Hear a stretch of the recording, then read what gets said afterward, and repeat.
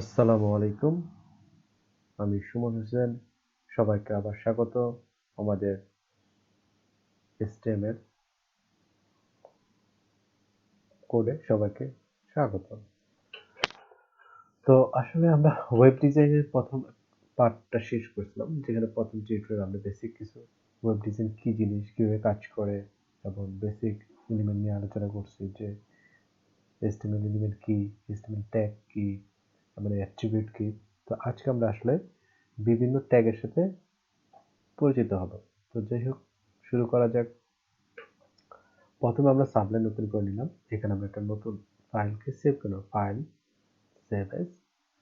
আমরা যেহেতু ডেস্কটপে আমাদের আগে ওয়েব ডিজাইনের নামে একটা ইন্ডেক্স পেজ ছিল, এখন আমরা একটা সেভ করব অ্যাবাউট ডট এসটিএমএল। আমি আবার মনে করে দিচ্ছি, অ্যাবাউট যে লেখাটা, এটা হচ্ছে আমি নিজের মতো করে নাম দিতে পারবো, এবং ডটের পর যে এক্সটেনশন করা হয়েছে এসটিএমএল, এটা মিনিং করে এটা একটা ওয়েব পেজ এবং এসটিএমএল কোড ইউজ করা হয়েছে। ওকে, তো এখানে আমরা যখন লেস দেন HTML লিখবো, লিখে এরকম সাজেস্ট করতেছি কিছুটাকে, জাস্ট সিম্পল ইন্টারপ্রেস করবো, বাকি কোডগুলো চলে আসছে। তো গত ক্লাসে আমরা বলতেছিলাম যে এই কোডগুলো কি জিনিস, এগুলো হচ্ছে এক একটা এলিমেন্ট, HTML এলিমেন্ট, এগুলোকে ট্যাগ বলা হয়। তো আমরা সহজ ভাষা বলি এলিমেন্ট ট্যাগ। ওকে, তো বেসিক স্ট্রাকচার হচ্ছে HTML ট্যাগটা প্রথমে আসবে, তারপর হেড আসবে, তারপর বডি আসবে। আচ্ছা, হেডের আন্ডারে মেটা ইনফরমেশন থাকবে, টাইটেল থাকবে। তো আমরা গত ক্লাসে বলছিলাম যেহেতু আমাদের অ্যাবাউট পেজ, আমরা টাইটেল লিখবো অ্যাবাউট মি। আচ্ছা, এখন আজকে আমরা একটু মেটাটা বলে দিচ্ছি। মেটাটা হচ্ছে কি, বেসিক্যালি যখন আমরা একটা কোনো কিছু পারচেজ করি, যেমন ফর এক্সাম্পল আমরা একটা টি শার্ট ক্রিয়েট করলাম, টি শার্টের ভিতরে একটা ট্যাগ থাকে, ওই ট্যাগের ভিতরে টি শার্টের ডেসক্রিপশনটা লেখা থাকে, অ্যাকচুয়ালি টি শার্টটা কিভাবে মেক করা আছে, কিভাবে ওয়াশ করা হবে, এই যে হ্যান্ডলিং যে ব্যাপারটা, এটা টোটালি ডিটেলস থাকে। ঠিক একই রকম এই মেটা ইনফরমেশনটা বেসিক্যালি হচ্ছে সার্চ ইঞ্জিন অপটিমাইজেশনের জন্য, এবং আমার যে ব্রাউজার আছে, ব্রাউজারকে ট্রিট করার জন্য, যে আমার এই পেজটাকে সে কীভাবে ট্রিট করবে। ফর এক্সাম্পল দেখেন, এখানে লেখা আছে এটা একটা মেটা ট্যাগ, সিঙ্গেল ট্যাগ।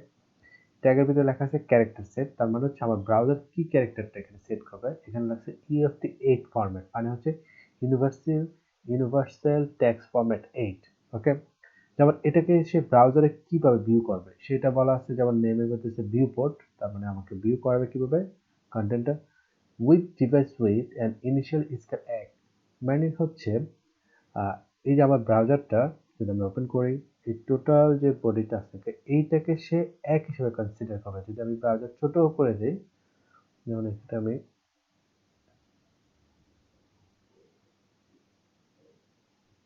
ছোট করে দিচ্ছি, এখন যে ভিউটা দেখতেছেন এইটাকেও সে এক হিসেবে কনসিডার করবে, মানে টোটাল ভিউটাকে এটা অটোমেটিকলি ছোট বড় যাই করে সেটাকে স্কেল 1 ধরে কাজ করবে। এই হলো ব্যাপার।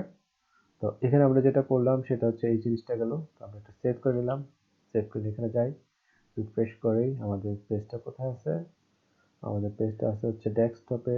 ডেস্কটপের ভিতরে web design about page, double click করলাম।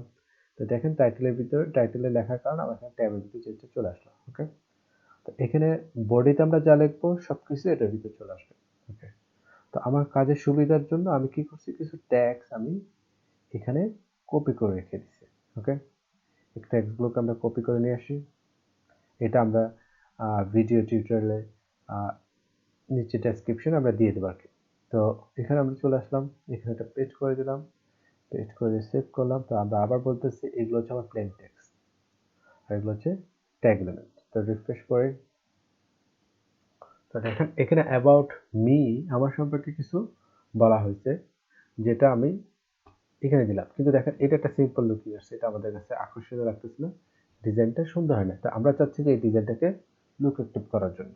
তো এই লুক অ্যাক্টিভ করার জন্য কিছু কন্টেন্ট আছে, যে কন্টেন্টগুলোকে এটার লুক অ্যাক্টিভটা বৃদ্ধি করবে, আর কিছু কন্টেন্ট আছে ব্রাউজারকে সাপোর্ট করার জন্য বা এসইওকে সাপোর্ট করার জন্য ইউজ করা হয়। তো চলেন আমরা এটা আমাদের এখন ক্লোজ করে দিচ্ছি। তো এখন শুরু করি কিভাবে কাজ করব। ফর এক্সাম্পল এই যে অ্যাবাউট মি, আমরা চাচ্ছি এই লেখাটা একটু মোটা হোক, হেডলাইন হোক। আমি কি করব, H1 এখান থেকে সিলেক্ট করলাম, তারপর এন্টার দিলাম। H1 শুরু, H1 শেষ করব কোথায়, এইখানে। তাই আমার অ্যাবাউট মি সম্পর্কে এখানে বলা হয়ে গেল। ওকে, একটু রিফ্রেশ সেভ করি। তো আমাদের গত ক্লাসে আমরা বলতেছিলাম যে h1 অ্যাবাউট মি। আচ্ছা, তো এখন আমরা এটাকে আর কিভাবে সাজাতে পারি। তো একটা ব্যাপার হচ্ছে যে যত বেশি আমরা ট্যাগের সাথে, আবারও বলতেছি, যত বেশি ট্যাগের সাথে আমরা পরিচিত থাকবো, আমরা আমাদের পেজকে তত বেশি লুক অ্যাক্টিভ বা আরো বেশি সুন্দর করে তুলতে পারবো। তো এখন আমরা যাচ্ছি যে অ্যাবাউট মি, এই যে মি মানে কাকে বোঝাচ্ছে এটা আমরা বুঝতে পারতেছি না। তো আমরা এখানে একটা কন্টিনিউস করব, ABVR, এটাকে বলা হয় অ্যাব্রিভিয়েশন। ঠিক আছে, এটা কোড দেখাবো না, পরে আমরা সেভ করলাম, এখানে লিখলাম টাইটেল, মানে হচ্ছে অ্যাব্রিভিয়েশন কি, যেমন আমার নাম হচ্ছে সুমন হোসেন। ওকে, তার মানে বোঝাচ্ছে যে মিটা হচ্ছে সুমন হোসেন, এটাকে সে দেখে নেবে। ওকে, তারপরে এখান থেকে যদি মনে করেন আমরা চাচ্ছি হলো যে এইটার পরে আবার একটা পুরো একটা লাইন টেনে দেখি, দেখেন এই যে মি। তো মিতে যদি মাউস নিচ্ছি বা কার্সার নিচ্ছি, তখন আমাকে দেখা দিচ্ছে মি হচ্ছে সুমন হোসেন। ওকে, তো এখন আমরা এই চার দিলাম। তো এই চার দেওয়ার কারণে কি হচ্ছে, এটা একটা সিঙ্গেল ট্যাগ, পুরো লাইনে একটা চলে আসলো, ট্যাগ চলে আসলো। এই যে এটা আরো সৌন্দর্য বৃদ্ধি করলাম। ওকে, তো একটা জিনিস খেয়াল রাখতে হবে, যেহেতু আমরা সব কাজগুলো বোর্ডের মধ্যে করতেছি, আমার সমস্ত এগুলো, সেগুলো আমরা ট্যাব দিয়ে দিয়ে এগুলোকে নিয়ে আসবো, তাহলে বোঝা যায় যে এই লেখাগুলো এটার আন্ডারে আছে। আচ্ছা, তো এখন এখানে লেখা আছে এটা আমরা পাবলিশ টাইম, আমি পাবলিশ টাইমটা আমরা লিখছি, আমরা একটা পি এর আন্ডার নিয়ে আসি, শুরু এখানে, শেষ এখানে, প্যারাগ্রাফ। আচ্ছা, এখানে আমরা একটা জিনিস খুব সিম্পল ভাবে এখানে একটা জিনিস লিখি, টাইম। তাহলে টাইমে কি হচ্ছে, আমার এটা একটা টাইম, একে বোঝানোর জন্য বলে দিলাম এটা আমার একটা টাইম। আচ্ছা, অ্যাকচুয়ালি এই টাইমটা হচ্ছে ডেট টাইম। তো ডেট টাইমটা আমরা বলে দিচ্ছি যে এটা অ্যাকচুয়ালি টাইমটা হচ্ছে 2022। আজকে হচ্ছে 11 নভেম্বর, তারপর হচ্ছে 3 তারিখ। ওকে, তো সকাল 8:30 এই। তো এখানে আবার এখানে মিনিংটা কি বোঝাচ্ছে, এখানে বোঝাচ্ছে যে পাবলিশ টাইম এটা অ্যাকচুয়ালি এইটুক যে টাইম ইন্ডিকেট করলাম, এটা হচ্ছে সার্চ ইঞ্জিনের জন্য, মানে গুগলের মতো যারা, ইয়াহুর মতো যাদের সার্চ ইঞ্জিন আছে, তারা বুঝতে পারবে যে আমি এই টাইমটাতে অ্যাকচুয়ালি পাবলিশ করছি। ওকে, আমাদের যে থার্ড, এখানে আমাদের এই যে আর ডি লেখাটা সাধারণত একটু উপরে থাকে, তো আমরা একটু লিখি সুপার, মানে এসইউপি। আর আমরা চাচ্ছি 2022 লেখাটা একটু ছোট হোক, তাহলে আমরা লিখবো স্মল, তাহলে এটা স্মল ট্যাগের চলে আসলো। তাহলে দেখেন এইটা অ্যাকচুয়ালি কোনো লুককে এফেক্ট করবে না, এটা হচ্ছে অপটিমাইজেশনের জন্য, যে সেটা টাইমটাকে বুঝতে পারবে, এই যে এটা হচ্ছে টাইমের অ্যাট্রিবিউট আর হচ্ছে টাইমের ভ্যালু। তো গুগল সে বুঝতে পারবে যে আমি বলে দিতেছি যে অ্যাকচুয়ালি টাইমটা আমরা কখন ইউজ করছি, পাবলিশ টাইমটা, তাহলে গুগল এটা আরো স্পেসিফিক ভাবে ডিফাইন করতে পারবে। আর এই যে আরডি 3 পর যে আরডি লেখাটা আছে, সেটা সাপোজ কি মানে হচ্ছে উপরের দিকে যাতে লেখাটা আসে। সেভ করি, আউটপুটটা দেখি, তাহলে জিনিসটা আরো বেশি ক্লিয়ার হবে। এই দেখেন পাবলিশ টাইমের উপর কোনো এফেক্ট পড়া নেই, কিন্তু ওই যে এসইউপি লিখলাম সুপার স্ক্রিপ্ট, এটা উপরের দিকে চলে গেল। আর এই যে 2022 লেখাটা আমি স্মল করে দিয়েছি, একটু ছোট করে দেখাচ্ছে, এবং প্যারাগ্রাফের কারণে সে আলাদা একটা প্যারাগ্রাফ হয়ে গেল। ওকে, তো এখন আমরা এটাকে একটু ইত্যাদি নিচে নেমে নেই, যাতে কোডটাকে দেখতে সুন্দর লাগে, সেজন্য কিছু না। তো আমাদের এখানে একটা লিখবো মেইন। তো মেইন ব্যাপারটা হচ্ছে কি, যে আমার যে গুগল যে সার্চ ইঞ্জিন, ওদেরকে বুঝে দিচ্ছি যে আমার যে অ্যাবাউট আসার ভিতরে যেটা মেইন কন্টেন্ট, আমার এখান থেকে যে মেইন কন্টেন্টটাকে তাকে ডিফাইন করে দিচ্ছি যে আমার এটা হচ্ছে মেইন কন্টেন্ট, এই লেখাটা। তো এখানে অনেক লেখা থাকতে পারে, আসলে কেউ যদি গুগল যদি কাউকে দেখাতে চায় আমার পেজটাকে বা নিয়ে আসতে চায়, সে যদি এই কন্টেন্টটাকে হাইলাইট করে, মানে এই কন্টেন্টটাকে ইউজারকে বেশি করে শো করে, এটা হচ্ছে মেইন উদ্দেশ্য। তো আমি মেইন কন্টেন্ট আন্ডার নিয়ে আসলাম। তো আমি এটাকে প্যারাগ্রাফ আন্ডার নিয়ে আসি।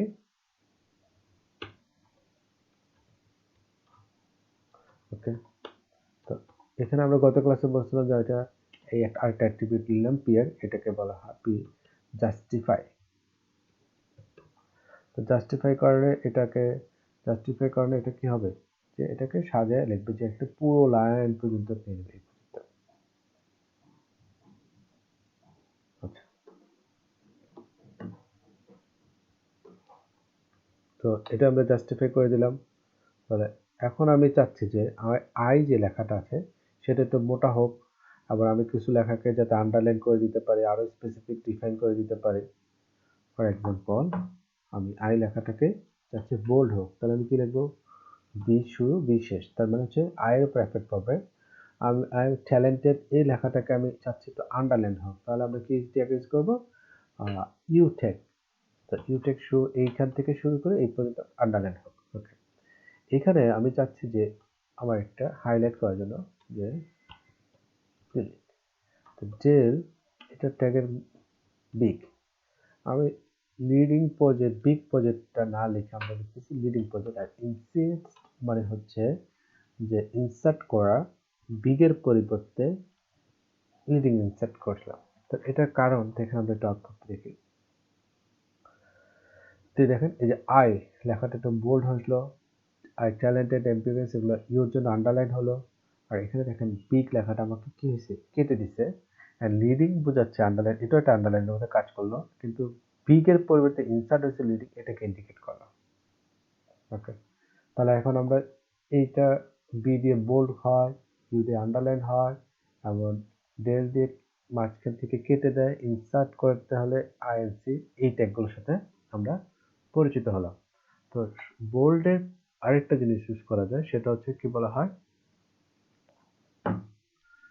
ফার্দার লেখাটাকে যদি আমি মোটা করতে চাই, আরেকটা স্ট্রং ট্যাগটা অনেকটা বোল্ডের মতোই, দুটো ইউজ করতে পারেন, যেটা আপনাদের কাছে পছন্দ হয়।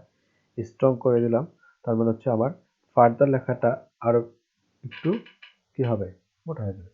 ওকে, তো এখানে আমি চাচ্ছি যে এখানে যে শব্দটা আছে এটা একটা কোটেড হোক। কোটেড আমরা কিউ লিখবো, কোটেড কিউ। কোটেড মানে হচ্ছে কিউ লেখা। সেভ করলাম, আবার একটু ওপেন করি, তাহলে এখানে দেখেন আমার এই যে কোটেডটা হয়ে গেল।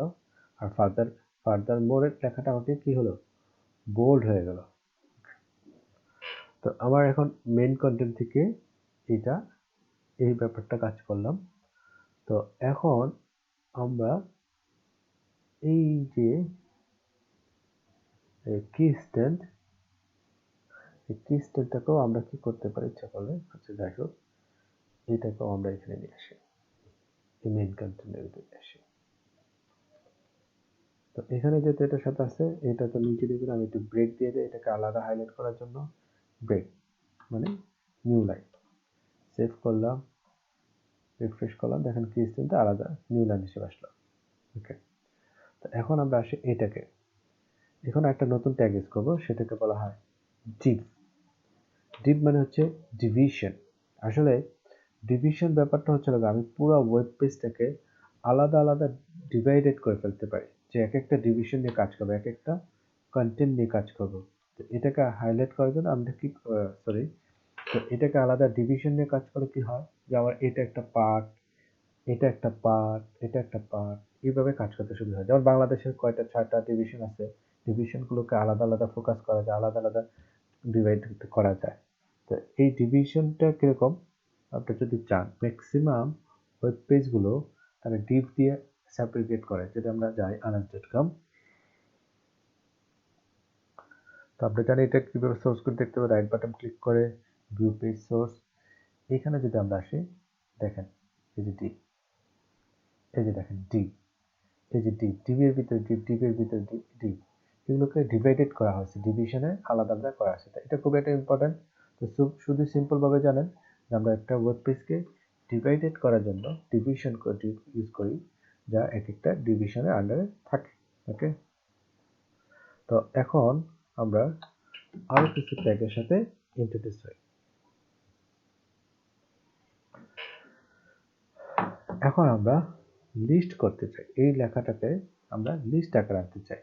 তো লিস্ট আকারে আনতে চাইলে আমরা লিখবো ইউএল, এটাকে বলা হয় আনঅর্ডার লিস্ট, মানে হচ্ছে বোর্ড আকারে সে দেখাবে।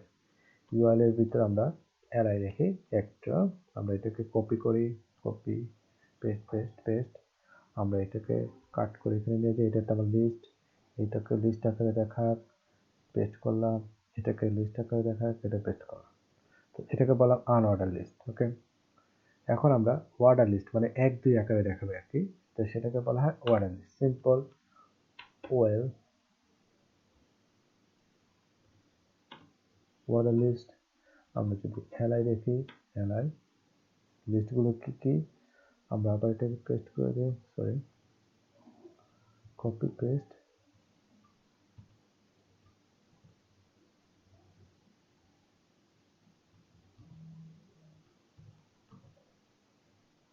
সেভ করলাম, কন্ট্রোল এস দিয়ে সেভ করে ফেললাম।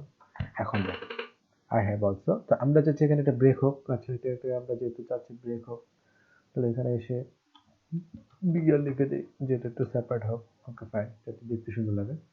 এ দেখেন, এটা হচ্ছে আনঅর্ডার লিস্ট, এই যে লিস্ট আকারে দেখাচ্ছে, আর এটা হচ্ছে অর্ডার লিস্ট মানে 1 2 আকারে দেখাবে। ওকে, তো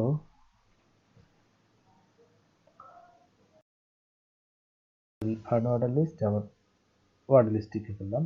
তো এখন আমাদের